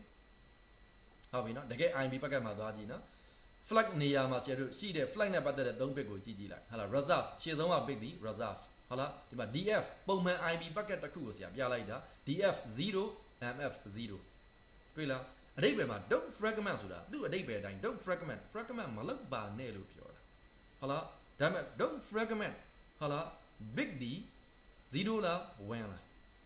ဟုတ်ပြီအကယ်၍ဒီနေရာမှာဒီလိုမှတ်ရမယ် don't fragment နေရာမှာ don't fragment ဆို fragment မလုပ်စေဟာလား fragment မလုပ်နဲ့လို့ပြောတာအကယ် don't fragment bit ဒီ0လား1လားနှစ်မျိုးဖြစ်နိုင်တယ်သူဒီ bit ပဲနေရာယူတာဖြစ်တဲ့အတွက်အဲ့ဒီနေရာမှာနော် IB packet တစ်ခုကိုစပို့လိုက်တဲ့သူကအကယ်၍များ don't fragment bit ဟာလားကိုအကယ်၍1လို့ထည့်ပေးလိုက်ရင်အဓိပ္ပာယ်က don't fragment bit is equal to NA ပဲ set ဒီလိုဖြစ်သွားတယ်ဒီမှာတော့ဆရာပုံမှန် packet တစ်ခုဆရာပြထားတယ်ပုံမှန်အားဖြင့်တော့ packet အတော်များများက don't fragment bit ဒီ0ဖြစ်နေတတ်တယ်ဒါပေမဲ့ဆရာတို့အခြေအနေမျိုးစုံရှိနိုင်တယ်လို့သိထားဥပမာ example ဆရာတို့က don't fragment bit 1ဖြစ်နေရင်အဲ့အဓိပ္ပာယ်က don't fragment bit NA ပဲလောက်ထားတယ်ဟာလား set လောက်ထားတယ် don't fragment မလောက်နဲ့ဆိုတဲ့ bit ဒီ on ဒီအဲ့ဒါဆိုရင်ဒီနေရာမှာဒီ IB packet တစ်ခုမှာကဲ DF bit က1ဖြစ်နေခဲ့ရင်အဲ့ packet ကို fragment လုပ်ဖို့လိုရင်တော့လုပ်လို့မရတော့ဘူးအဓိပ္ပာယ်ကအဲ့ဒီ packet ကိုပို့လိုက်တဲ့သူက DF is equal to NA ပဲအဲ့ဒီ packet ကိုလုံးဝဘယ်တော့ခါမှ fragment မလုပ်နဲ့လို့ပြောထားတာဒါပေမဲ့အဲ့ဒါဒီ fragment bit 1ဖြစ်နေမှာအမှတ်တဲ့ခါမှာဒါ DF bit ဒီ1ဖြစ်နေခဲ့ရင်ဟာလား စောစောလို့အခြေအနေမျိုး fragment လောက်ရဖို့ကြုံတဲ့အနေထားမှာလိုတာကလုံနေပြီဟာလား fragment ကလောက်ဖို့ကလုံနေပြီဒါဒီ packet က original center က df bit ကို1လို့ on ထားတယ်အဲ့ဒါဆိုအဲ့ packet drop ပဲဖြစ်သွားမယ် packet က fragmentation ကလောက်ဖို့ကလုံနေပြီ original center က fragment မလုံနဲ့လို့ပြောထားတယ် packet ဒီ fragment လုံလို့မရတော့ဘူးအဲ့ဒီနေရာမှာ dropping ပဲဖြစ်သွားမယ်ဟုတ်ပြီနော်ဒါဆိုမှတ်တဲ့အခါမှာဘလို့အခြေအနေမျိုးမှာ fragment လုံလို့ရတယ်လေဆိုတော့စောစောက bit packet ဒီသူ့ရဲ့ df bit က0ဆိုရင်တော့ don't fragment bit ဒီ off ဖြစ်နေတယ် df bit 0ဖြစ်မှာ fragment လုပ်ဖို့လိုရင်လုပ်လို့ရတယ်လို့မှတ်ပါ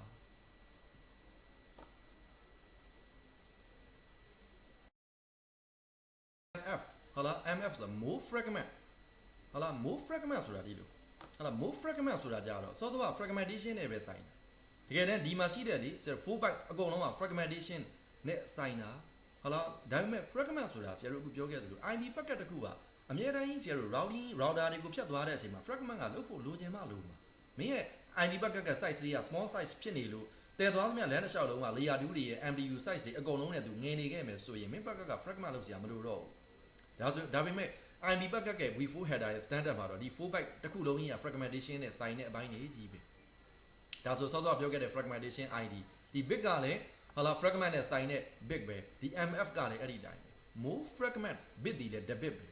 debit မို့လို့ move fragment bit ဒီ1 or 0နှစ်မျိုးတည်းကတစ်မျိုးဖြစ်နိုင်တယ်သူကတော့လွယ်တယ်ကွာဟာလားလွယ်တယ်ဆိုတာက ဆရာတို့ဒီနေရာမှာစောစောကဒီ bit packet ကို fragmentation လုပ်ဖို့လိုရလို့ fragment လုပ်လိုက်ပြီဆိုရင်ဥပမာဆရာဒီ IP packet ကရှေ့ကဒါဒီအပိုင်းတစ်ပိုင်းဟာလားအဲ့အပိုင်းတစ်ပိုင်းဒီနေရာမှာဟာလား IP header တက်ဟာလားဒါဆိုဥပမာဆရာတို့ကဒါဒီ packet ကဟာလားဖက်ထုတ်လိုက်တဲ့အပိုင်းတွေကပထမတစ်ပိုင်းဒါကတော့သူ့နောက်က1480တစ်ပိုင်းဒါကတော့ဒုတိယ packet ဟာလားနောက်မှာဒီ small ဒီ device လေးရှိသေးတယ်အဲ့ဒါကိုလည်းအဲ့ဒီအပိုင်းမှာရှိတဲ့ byte လက်ကျန် data ပမာဏတချို့သဲမယ်ရှေ့မှာ IP header တက်မယ်ဒါကတော့နောက်ဆုံးဒီ packet ကနောက်ဆုံး last packet ပဲသိရလားအဲ့ဒါဆိုရင်လည်းဆရာတို့အဲ့ဒီ IP header တွေမှာဟာလားဒီ packet 3ခုရဲ့နောက်ကဒီ data တွေပြန်ပေါင်းမှ original packet က data ပြန်ရမှာဟာလား fragment လုပ်ဖို့တာလုပ်လိုက်တာတဘောဒီအဲ့ဒီခါမှာဆရာတို့ဒီ packet ကဟာလားအရင်ထွက်မယ်ဟာလား frame နဲ့ထည့်မယ်အရင်ထွက်မယ်ပြီးရင်ဒုတိယပြီးရင်တတိယသူ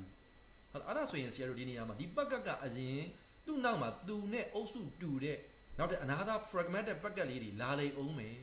ဒီ packet ကအရင်ထွက်မှာအဲ့ဒါဆိုရင်ဆရာတို့က fragment တက်ကတော့လုံးလိုက်ပြီဒီ packet ကဒီနေရာမှာ mf is equal to 1ဖြစ်လိမ့်မယ်ရှင်းလား mf ဆို move fragment နောက်မှာကျွန်တော်နဲ့တအုပ်စုတွေလာတဲ့ fragment လောက်ထားတဲ့ packet လေးတွေကြံသေးတယ်ဂိမ်းမဆုံးသေးဘူးနောက်မှာ fragmented လောက်ထားတဲ့ဒီ bit packet ထဲက member ဝင် packet လေးတွေရှိသေးသလားမရှိတော့ဘူးလားအဲ့ဒီ fee ကိုကြည့်ပြီးတော့သိနိုင်တယ်ဟာလားဥပမာဒါဆိုရင်ဆရာတို့ဒါမျိုး fragmented လောက်လိုက်ပြီဆိုရင်မှတ်သိချင်တာကဒီ packet ကအရင်သူကဒုတိယစသည်ဖြင့်တော့သူကနောက်ဆုံးအဲ့လို fragmented လောက်ထားတဲ့အထဲမှာရှေ့ကထွက်နှင်းတဲ့ packet တွေအကုန်လုံးရဲ့ header ထဲမှာဒီလိုမှတ်မယ် mf က1ကြီးပဲအတိတ်ပဲ mf 1ဆိုတာနောက်မှာရှိသေးတယ်လို့ပြောတဲ့သဘော more fragment နောက်မှာလာလေအောင်မယ်ဂိမ်းမဆုံးသေးဘူးနောက်မှာလာလေအောင်မယ်ဒီပြောတဲ့သဘောဒီအဲ့ဒီခါမှာဆရာတို့ဒီ data တွေက packet တွေကသူကတော့နောက်ဆုံးမယ်သူ့နောက်မှာဒီ packet က data မရှိတော့ဘူးဟာလားအဲ့ဒါဆိုရင်တော့ဒီနေရာမှာဒီ last packet ရဲ့ header ထဲမှာ mf is equal to 0ဖြစ်သွားထို့ကြောင့် fragment လုပ်လိုက်တဲ့အခါမှာထွက်လာတဲ့ small packet ဘယ်နှခုထွက်မလဲကိုမသိနိုင်ဘူး mf fee အရာကြည့်ရင် more fragment ဟာလားနောက်မှာ fragment လုပ်ထားတဲ့ data ရဲ့အစိတ်ပိုင်းတွေကြံသေးတယ် packet တွေလာလေအောင်မယ်လို့ပြောချင်ရင် mf က1ဖြစ်မယ်ဒီ packet က fragment လုပ်ထားတဲ့ packet တွေက last packet ပဲလို့ပြောချင်ရင် mf က0ဖြစ်သွားမယ်အဲ့ဒါဆိုရင်တစ်ဖက်က router ကသိပြီဟာလားသူတို့ဟာတအုပ်စုတည်းပဲလားဆိုတာကဘာကိုကြည့်ပြီးသိမလဲစောစောကပြောခဲ့တဲ့ identification number တူတာကိုကြည့်ပြီးတော့ဒါဆိုသူတို့ကတအုပ်စုတည်းပဲလို့သိမယ်အဲ့ဒီအုပ်စုတည်းမှာ small packet ကကောက်ဘယ်လောက်လဲသူမသိနိုင်ဘူးလေအဲ့ဒီမှာဒီ small packet လေးတွေပြီးပြီလားမပြီးသေးဘူးလို့ဆိုရင် mf bit ကိုကြည့်ပြီးတော့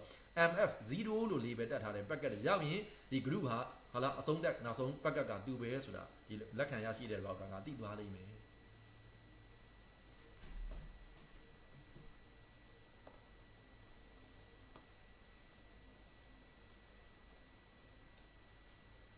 โอเคနောက်ဆုံးတစ်ခုကတော့ဆရာတို့ fragment offset เนาะ offset ဆိုတာနှုတ်လိုက်ဟုတ်လားဒီအပိုင်းမှာတော့ဆရာတို့ fragment offset မှာ fragment offset ဒီ13 bit ရှိကြောင်းသိရမယ်ဟုတ်လား fragment offset က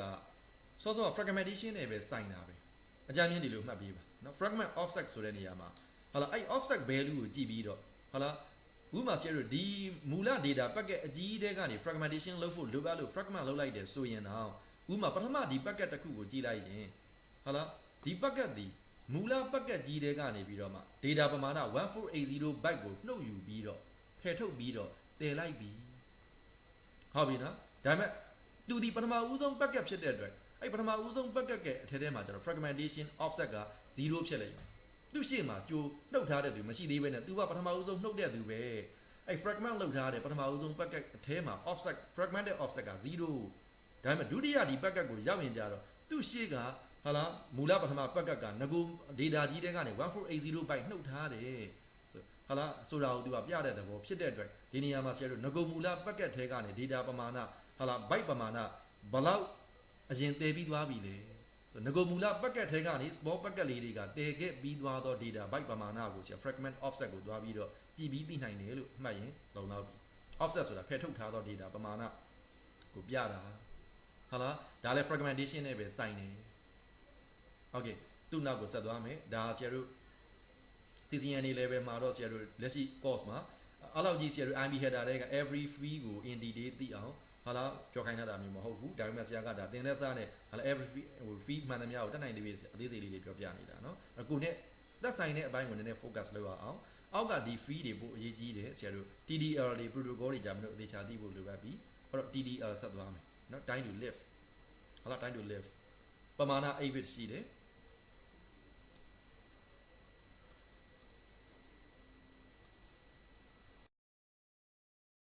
time to live ဟုတ်လားအရေးကြီးပါတယ်ပမာဏ8 bit ရှိမှန်းသိရမယ်ပြီးတော့သူ့ကိုဘာအတွက်သုံးတယ်လဲအသေးချာသိရမယ်နော် TDL နဲ့ပတ်သက်ပြီးတော့မှတ်စရာကဟုတ်လား TDL ဒီ IB packet တစ်ခုရဲ့ lifetime ကိုပြဋ္ဌာန်းတယ်တတ်မှတ်ပြီးဒါပေမဲ့အဲ့တစ်ချက်တည်းမဟုတ် IB packet တစ်ခုရဲ့သက်တမ်းနာမည်ကိုက time to live ဟုတ်လားသက်တမ်းကိုပြတယ်ဟုတ်လားအဲ့ဒီတခါထို့ကဲ့သို့ IB packet တစ်ခုမှာ TDL ဆိုတဲ့သက်တမ်းပါသွားတဲ့အတွက်တဲ့ဘာကောင်းတယ်လဲဟာလား from ဟာလားဒီမှာဆရာတို့ပြထားတယ်8 bit DDL ဒီတဲ့ဟာလား we have prevent IB packet from persisting ဟာလား persisting ဆိုတာရှိနေတာကိုပြောတာဟာလားအမြဲလိုရှိနေတာကိုပြောတာအဲ့အမြဲလိုရှိနေတယ်ဆိုတာကြီးကတကယ်တမ်းတစ်ခါတည်းမှာမကောင်းဘူး going in a circuit routing loop တဲ့ဟာလား on an IP network ဟာလားဒီနေ့ခေတ်ဆရာတို့ဟာလားဒီ internet တစ်ခုလုံးကြီးရတယ် IP network ဖြစ်တဲ့အတွက်အဲ့ဒီ internet ဟာလား TCP IP နားပါပေါ်မှာသွားလာနေတဲ့ IP packet တွေကိုစပြီးဒီ TCP IP ကို develop လုပ်တဲ့သူတွေကိုပါမတော်တဆပဲဖြစ်ဟာလား routing loop တွေဖြစ်ခဲ့ရင်တော့အဲ့ဒီပေါ်မှာသွားနေတဲ့ IP datagram က sorry IP packet က endless loop ဟာလားဆိုတာမျိုးမဖြစ်အောင် loop ဖြစ်ခဲ့ရင်တော့ခဏပတ်မယ်တက်တန်းကုန်ရင်အဲ့ packet က dropping ဖြစ်သွားပြီအဲ့လိုမျိုးဖြစ်အောင်သဘောပေါက်မလားဟာလားဥပမာဆရာတို့ကားတစ်စီးအားနေလို့မောင်းရင်တော့အချိန်တိုင်းစီကုန်ရင်ရပ်သွားမှာပဲဆိုတဲ့သဘောမျိုးပဲသူဒီ IP packet တစ်ခုဟာမင်းတစ်ဖက်က routing engineer ရဲ့အမှားယွင်းတစ်ခုကြောင့်မင်းရဲ့ network မှာ routing loop ဖြစ်တာမျိုးလေးတွေရှိတယ်ဆရာပြီးရင်ရှင်းပြမယ်အဲ့လိုမျိုးဖြစ်ခဲ့ရင်တော့အဲ့ဒီပတ်နေတဲ့ပေါ်မှာဆရာတို့ IP packet တစ်ခုကမတော်တဆလိုက်ပြီးပတ်နိုင်တယ်သူရဲ့ဟာလား circular fashion အတိုင်းအဲ့လိုပတ်ခဲ့ရင်တော့ TDL တန်ဖိုးရှိတဲ့အတွက် packet ကသူ့ရဲ့တက်တန် TDL တန်ဖိုး0ရောက်ရင် drop ဟာလားဖြစ်သွားမယ် okay ဒါကြောင့်ဆရာတို့တစ်ဖက်က TDL ဒီ packet တစ်ခုရဲ့ lifetime ကိုပြဋ္ဌာန်းတယ်နော်ဒီပြင်ဆရာတို့သိရမှာကTDL ဒီ8 bit ရှိတဲ့အတွက် TDL တန်ဖိုးဒီ decimal နဲ့ပြလို့ရှိဒီမှာဆရာတို့တကယ် packet ကိုသွားကြည့် TDL ဟုတ်ပြီနော်8 bit ရှိတာတွေ့နေရတယ် TDL ကိုမှတ်ပါ TDL ဒီ8 bit ရှိတဲ့အတွက်သူ့ရဲ့ possible decimal value က0 to 255ဟုတ်ပြီနော်0 to 255မှတ်စရာရှိလို့အဲ့ဒီ TDL တန်ဖိုးဒီ IP packet ကိုစပို့တဲ့သူပါဟုတ်လားမိမိသုံးတဲ့ operating system ပေါ်မှာမူတည်ပြီးတော့ initial TDL တန်ဖိုးအခုပုံမှာပြထားသလိုဆရာဒီ example Windows computer သုံးထားတာရှိတယ်ဟာလားဆရာ computer ကနေစထွက်တဲ့ packet ကို capture fan တဲ့အတွက် example ဒါဒီ Windows operating system လက်ရှိ Windows 10က TDL တန်ဖိုး128နဲ့ generate လုပ်တယ်ဆိုတော့ဒါပြဿနာမရှိဘူးဆရာအဓိကပေးနေတဲ့ message ကမိမိအသုံးပြုတဲ့ operating system ကွာခြားသွားရင် initial TDL value နဲ့ကွာတတ်တယ်လို့ပြောပြတာဒါပေမဲ့ standard framework ထဲကတော့မချော်ဘူးမင်းကြိုက်တဲ့ operating system သုံး TCP IP သုံးနေတဲ့၍ initial TDL value အများဆုံးဖြစ်ရင်တော့255ရှင်းမလားဥပမာဆရာတို့က TDL အကြောင်းပြောနေတယ်တကယ်ချင်းတယောက်ကဟာလာတော့ SAM user တယောက်ကဟာ TDL value က900ဖြစ်နေတယ်ကွာ TDL value က300ဖြစ်နေတယ်ကွာအဲ့ဒါဆိုအဲ့ကောင်ဖြီးနေပြီ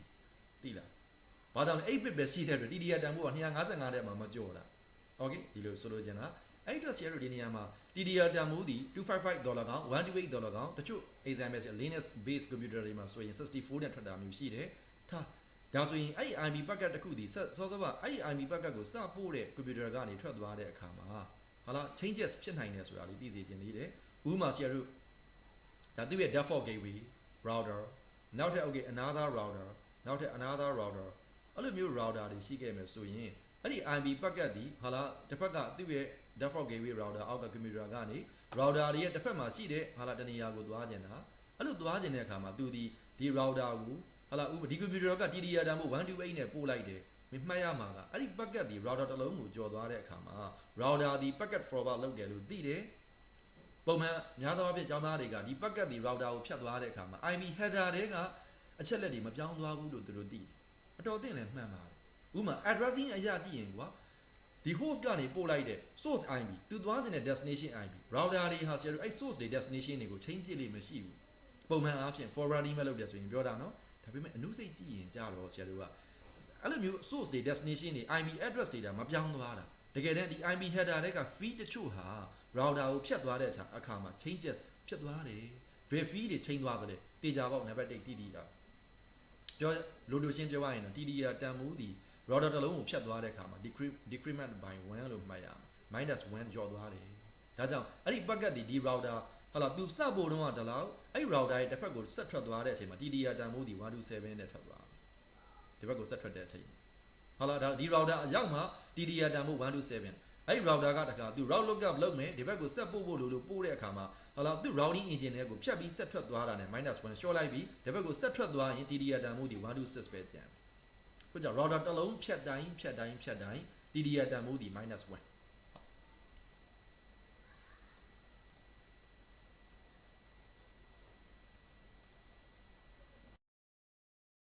ဒါကဟုတ်လားနောက်တစ်ချက်ထပ်မှတ်ရမှာအကယ်၍တဲ့ဒါဆိုရင်ထိုကဲ့သို့ TDR တန်ဖိုးဟာ initial value ကနေပြီးတော့ဟုတ်လား host တစ်လုံးကနေပို့လိုက်တဲ့ packet ဟာ router တွေဖြတ်သွားခဲ့ရင် -1 short တယ်ဆိုတာ theory သိပြီးတဲ့နောက်မှာနောက်တစ်ချက်ထပ်မှတ်ရမှာကအကယ်၍ IP packet တစ်ခုရဲ့ TDR ကိုအဲ့ဒါလို short ရင်းနဲ့နော် short လိုက်ရင်းနဲ့ဒီ IP packet တစ်ခုရဲ့ TDR ဟာ router တွေ SAM device တစ်ခုတွေဟုတ်လားရောက်သွားလို့အဲ့ဒီရောက်လာတဲ့ IP packet တစ်ခုကိုအဆိုပါ server တွေ router တွေကကြည့်နော်အဲ့ဒီ IP header ထဲမှာပါလာတဲ့အကယ်၍ TDR တန်ဖိုးက0ဖြစ်သွားခဲ့ရင်အဲ့ဒီအဓိပ္ပာယ်ကအဲ့ packet ဒီတက်တန်းကုန်သွားပြီဟုတ်လားဒီလိုတတ်မှတ်လိုက်တာဆိုတော့ TDR 0နဲ့တွေးလိုက်ရင်မင်း packet တစ်ခုရဲ့ TDR 0ဖြစ်သွားရင်အဲ့ packet ကို drop ဖြစ်သွားမယ်ဟုတ်လားအဲ့ packet ဒီ drop ဖြစ်သွားမယ်ခုကြောင့် router တွေလည်းဒီအတိုင်းပဲ router တွေဒီလည်း packet forward လုပ်နေတယ်ပြောပေမဲ့ဒါတွေပါထည့်ပြီးတွေးရမယ်အကယ်၍များ router တစ်လုံးမှာမင်းရဲ့ IP packet ဒီ TDR တန်ဖိုး0ဖြစ်သွားတဲ့အခြေအနေမျိုးကြုံခဲ့ရင်အဲ့ packet ကိုဆက်ပြီး forward မလုပ်တော့ဘူး drop ပဲလုပ်လိုက်အဲ့ဒါဒီ IP packet တစ်ခုရဲ့တက်တန်းဆိုတာအခုမှပေါ်တယ်သွားတာဒါပေမဲ့ဆရာတို့တစ်ဖက်ကတွေးပြီးတော့မစိုးရိမ်နဲ့ဆရာဒါဆိုကျွန်တော် network ထဲကို internet ကိုကျွန်တော်ပို့လိုက်တဲ့ packet တွေကဒါဆို drop များဖြစ်သွားနိုင်မလား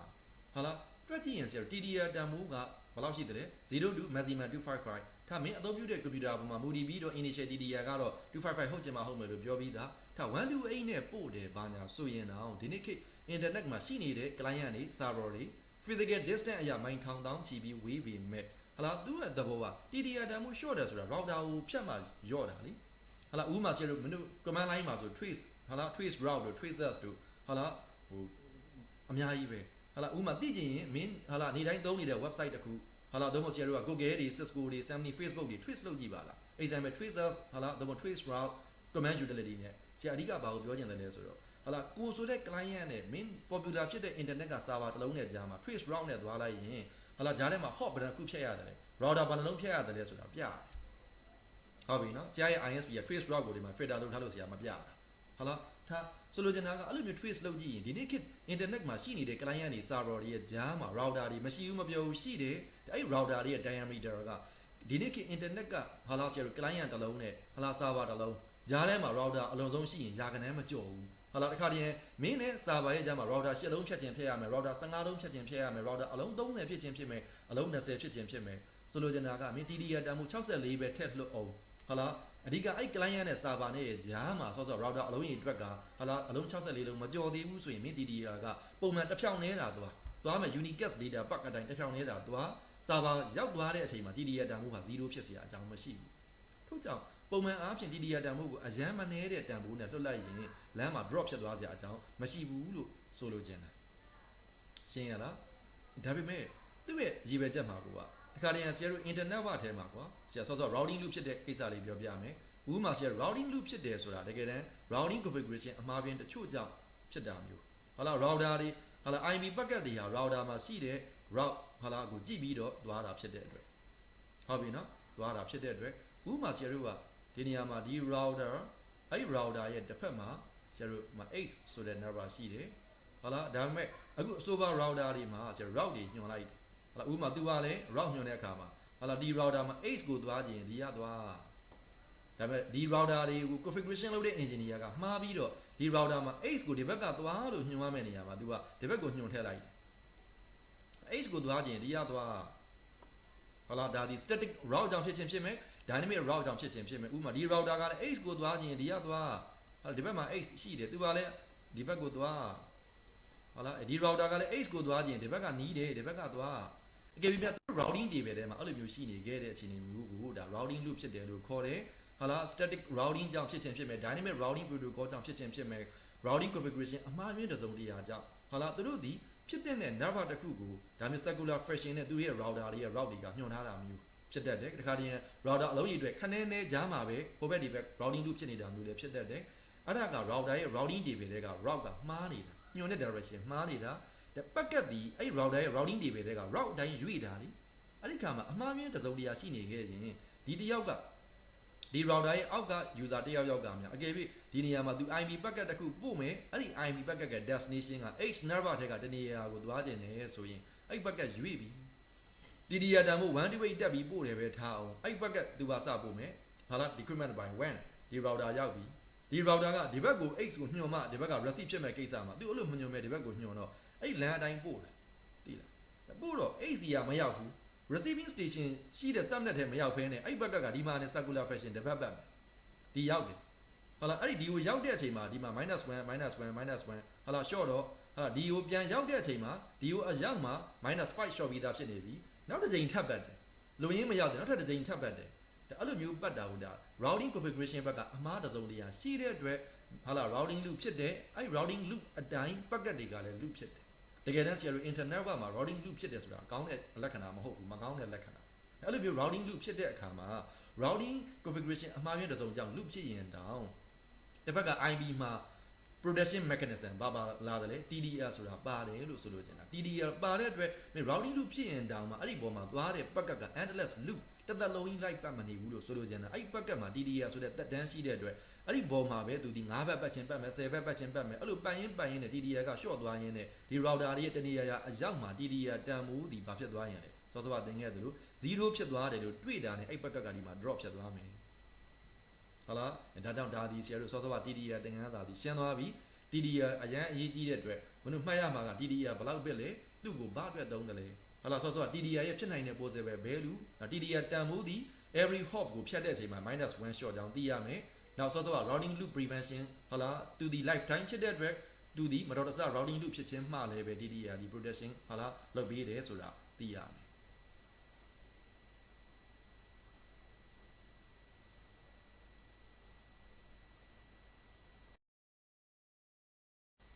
protocol fee ဟုတ်ပြီနော် protocol fee ဒီမှာ simply တချို့ကလည်း IP protocol fee လို့ပြောကြတယ်သူလည်းအရေးကြီးတဲ့ fee တစ်ခုပဲ8 bit ရှိဟုတ်လားဒါပေမဲ့ဒီသင်ခန်းစာကိုဆရာတို့ကရှေ့မှာမလို့ Ethernet သင်ခန်းစာမှာလी type fee သင်ခဲ့တယ်အဲ့ဒါနားလေရင်သူ့ကိုနားလည်ဖို့မခက်ဘူးသဘောပေါက်ရလားဥပမာ Ethernet frame ရဲ့ header ထဲမှာမနေ့က type fee ဆရာတို့သင်ခဲ့တယ်ဟုတ်လားအတိတ်ပဲသဘောတရားတူလို့အဲ့ type fee ကိုဟာလား type fee နေရာကတန်ဖိုးတစ်ခုတီးလိုက်တာနဲ့ frame ထဲမှာဘာပါလာတယ်လဲမသိနိုင်ဘူးလားအဲ့ဒီအတိတ်ပဲတိုင်းပဲ IP header ထဲမှာလေဟာလား protocol fee ရှိတယ်သူဒီဘာကိုပြဋ္ဌာန်းတယ်လဲเนาะဆိုရင်ဒီမှာဆရာတို့ IP protocol fee ပမာဏ 8 bit ရှိတယ် definition ရေးပေးထားတယ်အဲ့ဒီ fee တဲကတန်ဖိုးကိုကြည့်လိုက်ရင်ဟာလား define the protocol used in the data portion of the packet ဟာလား load ရှင်းပြောရရင် IP packet ရဲ့အတွင်းထဲမှာပါလာဘာ protocol ရဲ့ data ပါလာတယ်လဲဆိုတာပြဋ္ဌာန်းပေးတယ်ဟာလားအဆိုပါ protocol fee ကိုကြည့်ပြီးတော့သိနိုင်တယ်ဟာလားဒါဒီဆရာတို့တစ်ဖက်က IP ကသူဒီ IP packet တစ်ခုဒီစောင်းလိုက်တဲ့အချိန်မှာ network layer ရဲ့ IP ရဲ့အမြင်အရကြည့်ရင်ဟုတ်ကဲ့ဒီမှာ IB ဟုတ်လားတကယ်နဲ့အဲ့ဒီ IB header ကတည်လာနိုင်တဲ့ data အမျိုးအစားကများစွာရှိတယ်လေဥပမာ share တို့ transport layer က TCP တည်လာတာဖြစ်ခြင်းလည်းဖြစ်မယ် UDP တည်တာဖြစ်ခြင်းလည်းဖြစ်မယ်ဟုတ်လား ICMP ကိုတည်လာတာဖြစ်ခြင်းလည်းဖြစ်မယ်ဥပမာ main destination လုပ်တဲ့ ICMP okay IB ရပဲတည်တာပဲဟုတ်လားဒါဆို share တို့ကဒီမှာဖြစ်နိုင်တဲ့ protocol ပေါင်းများစွာတွေကဟုတ်လားတချို့ protocol တွေဒီမှာရေးပြပေးထားတယ်အခုဒီမှာရေးပြပေးထားတဲ့ protocol အကုန်လုံးကဒါ example IB ကတည်နိုင်တယ်ထို့ကြောင့် share တို့ IB ဒီ network layer မှာရှိပြီးတော့သူ့ရဲ့အတွင်းထဲမှာ protocol တစ်မျိုးထက်မကများသော protocol တွေရဲ့ data တွေကိုဟုတ်လားသူတည်ပြီးနိုင်စွမ်းရှိတယ်ဆိုလိုချင်တဲ့အဓိပ္ပာယ်ကဒါ IB packet တစ်ခုကိုဖွင့်ကြည့်လိုက်ရင်အတွင်းထဲမှာ TCP တည်လာတာဖြစ်ခြင်းလည်းဖြစ်မယ်သို့မဟုတ် UDP တည်လာတာဖြစ်ခြင်းလည်းဖြစ်မယ်အဲ့တော့ possible ကတစ်ခုတည်းမှာကဖြစ်နေတဲ့အတွက်ဒီ IB packet ကိုလက်ခံရရှိတဲ့ station စီရောက်ရင်အဲ့ဒီ packet ကို de-encapsulation လုပ်တဲ့အချိန်မှာအတွင်းထဲမှာဘာပါလာသလဲဟုတ်လား confusing မဖြစ်ဖို့မရှုပ်ထွေးဖို့အတွက် protocol fee ကိုသုံးတယ်ဒါကြောင့်ဆရာတို့အခု protocol fee မှာ 8 bit ရှိတယ်ဒါဆရာတို့ဒီမှာရေးပေးထားတဲ့ဒီအနီရောင်တန်ဖိုးတွေက decimal လို့မှတ်ပါဒီ IB ဒါ standard နော် IDF က standard ဥပမာ IB protocol fee ရဲ့ decimal value ဒါလောက်ဆိုရင်အဲ့ဒါ ICMP ဥပမာ IB protocol ဟာလားဆရာတို့ WAN အဲ့ဒါ ICMP ဟာလား IB protocol number 6အဲ့ဒါ inside မှာ TCP sampling ဆိုရင် UDP အဲ့ဒါ47ဆိုရင် GRE ဒါတွေဟာဆရာတို့ဟာလားသိထားလေပို့ကောင်းနေပဲနောက်ပိုင်းမလို့အတန်းတွေကြီးလာတဲ့အခါမှာ firewall တွေကင်ရင် ACL တွေ configuration လုပ်ရင်ဟာလားဒီ IB packet ကိုတောင်မှအတွင်းထဲက protocol ရဲ့အမျိုးအစားကိုဆရာတို့ကဒီ IB protocol header တွေက protocol fee ကို indexing လုပ်ပြီးတော့ဟာလား packet filter လုပ်လို့ရတယ်ဟာလားစသည်ဖြင့်ပေါ့နော်ဒါကြောင့်ဆရာတို့ဒါလေးတွေသေချာမှတ်ရမယ်တစ်ဖက်ကတကယ် real packet တစ်ခုနဲ့တိုက်ဆိုင်စစ်ဆေးကြည့်ဟာလားwireless capture မှာဆရာတို့စောစောကဟာလား DNS transport layer က UDP ကိုတစ်ချက်ကြည့်ကြည့်နော် transport layer က UDP application layer DNS ကို transport layer UDP တင်နေမှန်းဆရာတို့မြင်ရတယ်ဟုတ်လားအဲ့ဒါဆိုရင်ဆရာတို့ဒီနေရာမှာအတွင်းထဲက UDP data grant ဟာ IB အရာကြည့်ရင်တော့ဒါက UDP data grant IB အရာကြည့်ရင်ဒါဒီ IB header ရဲ့အတွင်းထဲမှာ IB packet ရဲ့အတွင်းထဲမှာ UDP ကိုတင်လာတာဆရာတို့က wireless ကဘာသာပြန်ပြထားတော့မြင်နေရတယ်ဒါပေမဲ့ router တွေ computer တွေကတော့ဘယ်သိမလဲ0 ပဲတွေ့ရတာလीအဲ့ဒါဆိုရင်ဆရာတို့ IB header ကိုဖြည့်ထုတ်လိုက်တဲ့သူကလည်းအထက်ထဲမှာ0 နေပဲတွေ့ရအဲ့0 တွေကဟာလားအဲ့ဒီ IB header 20 byte ကို de-encapsulation လုပ်လိုက်တဲ့အချိန်မှာ0 နေပဲထွက်လာမယ်အဲ့0 တွေကဘယ်သူနဲ့ဆိုင်တဲ့0 တွေလဲ UDP နဲ့ဆိုင်တာလား ICMP နဲ့ဆိုင်တဲ့0 လား TCP နဲ့ဆိုင်တာလားအဲ့လိုမျိုးလားနေဖြစ်ပြီးတော့ confuse ဖြစ်ပြီးတော့ကြုံတဲ့ကောင်ကထပြီးပါတာပြန်လို့မရဘူးဒီခါမှာဆရာတို့ကအခု UDP လို့တွေးတဲ့အတွက်ဟုတ်လားဆရာပြောပြမယ်အဲ့ဒီ IB header ကိုဖွင့်ထုတ်ကြည့်လိုက်ရင် protocol fee နေရာမှာ decimal value 7ဆိုပြီး sampling ဆိုပြီးတွေ့ရမယ်အဲ့ဒါဒီ IETF က standard အရာ IB header ထဲမှာ protocol fee ဟာလား decimal value sampling တွေ့ရရင်အဲ့ဒါဒီနောက်က UDP တည်လာတယ်လို့ဆိုလိုချင်တာဖြစ်တယ်ဟာလားဒီမှာဖွင့်ကြည့် IB header protocol နေရာမှာသွားကြည့်ဟာလားဘယ်လောက်လဲ sampling အောက်က bit ကိုကြည့်ရင်ဒါ IB header ထဲက8 bit 1 byte ရှိတဲ့နေရာပဲဟာလားဒီမှာဆရာတို့ဒီတန်ဖိုးကိုဘာသာပြန်ကြည့်ရင်ဘယ်လောက်ထွက်မလဲ second sampling ထွက်မယ်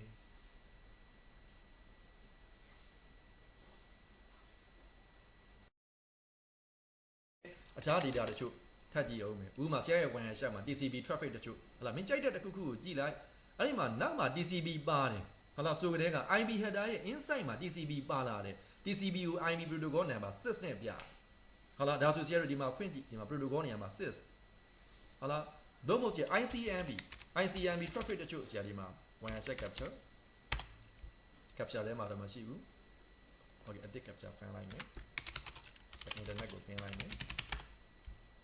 ဟာလာ pin testing အတွက် background မှာ ICMP တွေသွားနေပြီ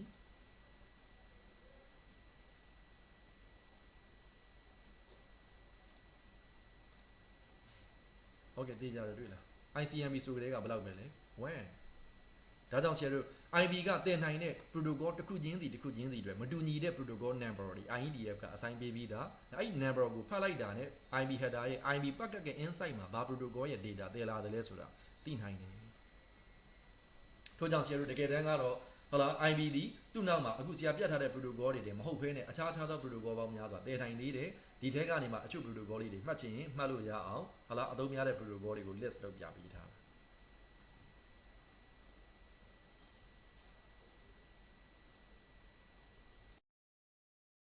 ကျန်တာကတော့ကျန်တဲ့ fee တွေကတိတ်မခက်တော့ဘူးเนาะဥပမာ share header check send ပမာဏမှတ်ရမယ် header check send 16 bit 2 byte ရှိတယ်ဟာလား header check send လို့ပြောတဲ့အတွက် check send မလို့ရှိမှခဏကြားခဲ့ဘူးတယ်အဲ့ဒီ header check send ဒီတန်ဖိုးပဲ ဟုတ်လားသဘောတရားမှာဆရာတို့လေ Ethernet တုန်းကဆို Ethernet မနေ့ကတင်ခဲ့တဲ့ Ethernet က trailer တဲ့က FCS သဘောတရားနဲ့သွားတူတယ်ဟုတ်ပြီအခေါ်ပေါ်လေးတာမတူတာ example Ethernet တုန်းကကြတော့ CRC algorithm က FCS value generate လုပ်ပြီးတယ်ထည့်တာကြတော့ trailer တဲ့သွားထည့်တာဟုတ်လားဘာလို့ဖို့လဲ error စစ်ဖို့သုံးတယ်အဲ့သဘောနဲ့ခက်ဆင်ဆင်သွားတူတယ် IB မှာကြတော့ header တဲ့က feed တစ်ခု 2 byte ရှိတယ်ဆိုလိုချင်တာအဲ့ checksum ဒီ error ရှိမရှိစစ်ဖို့သုံးတယ်ဒီ header ထဲမှာပါလာတဲ့အချက်လက်တွေဟာဒီ IB packet ကိုပို့တဲ့သူပါပို့လိုက်တော့ဒီ feed တွေထည့်ပြီးတော့ပို့ပေးလိုက်တာအဲ့ဒီခါမှာဆရာတို့အဲ့ဒီ feed တွေဟာအဲ့ဒီ feed တွေကတဏီရာလေးပြောင်းသွားရင်ဒီ header တွေကဟာလာ information တွေဟာ integrity တိကျမှုမရှိတော့ဘူးဆိုတော့ဒီခါမှာ header တွေက information တွေဟာ packet လွှဲလိုက်တဲ့ host နဲ့ router နဲ့ဖြစ်စေ router တစ်လုံးနဲ့တစ်လုံးကြားဖြစ်စေဥပမာ router တွေဆိုလေ every router ကအဲ့ packet ကိုဆက်ပြီးမပို့သေးခင် checksum ကိုစစ်ရတယ်အဲ့ဒါဟာဒီ header ထဲမှာပါတဲ့အချက်လက်တွေဟာတိကျမှန်ကန်မှုရှိရလားဆိုပြီးတော့ error စစ်ဆေးလိုက်တယ်ဆိုတော့ header checksum ဒီ IB header မှာ error ရှိမရှိစစ်ဖို့ရအတွက်သုံးတယ်လို့သိရတယ်။ Okay ကျန်တာကတော့ဆရာတို့ address တွေကတည်ပြီးသား IB address မှာ source IB 32 bit 4 byte ရှိတယ်ရှေ့မှာနေမယ် destination IB address 32 bit ရှိမယ်4 byte ပမာဏရှိမယ်။ဟုတ်လားအဲ့ဒီအထိတွက်ကြည့်မယ်ဆိုရင်ဒီရှေ့မှာရှိတဲ့ဟာဒါတွေဒီ information အကုန်လုံးပေါင်းလိုက်ရင်4 bit 4 bit 8 bit 16 bit အားလုံးပေါင်း32 bit 32 bit ဒါဒီ4 byte word ဟုတ်လားထိုကဲ့သို့4 byte word ပေါင်း1 2 3 4 5 address destination address အထိအားလုံးမှာအဲ့အချက်လက်အကုန်လုံးဟာ IB packet တစ်ခုစောက်တိုင်း IB header ထဲမှာမဖြစ်မနေပါသွားတွေရှိတဲ့ free တွေပဲအားလုံးပေါင်းကြည့်ရင်20 byte ရှိတယ်။ကဲဒါလို့ဆိုရင်ဆရာတို့ဟုတ်လားတစ်ဖက်က IPv4 နဲ့ပတ်သက်ပြီးတော့ဥပမာဒါဒီ source IB ဟုတ်လား destination IB ဟုတ်လားဒါလို့ဆိုရင် IPv4 နဲ့ပတ်သက်ပြီးတော့အခုဆရာတို့သင်ခဲ့တာက IPv4 packet တစ်ခုစောက်တဲ့အချိန်မှာ IPv4 header ထဲမှာဟာလာဘလို့အချက်လက်တွေပါသွားတယ်လဲမြည်သည့် feed တွေပါသွားတယ်လဲဟာလာဆိုတာကိုဆရာတို့ဟာလာအဆိုပါ feed တစ်ခုချင်းစီရဲ့ bit ပမာဏတွေအဲ့ဒီ feed တစ်ခုချင်းစီရဲ့အသုံးပြုတဲ့ပုံစံတွေကိုဆရာတို့ရှင်းပြခဲ့တာဖြစ်တယ်နားလည်သဘောပေါက်မယ်လို့ယူဆပါတယ်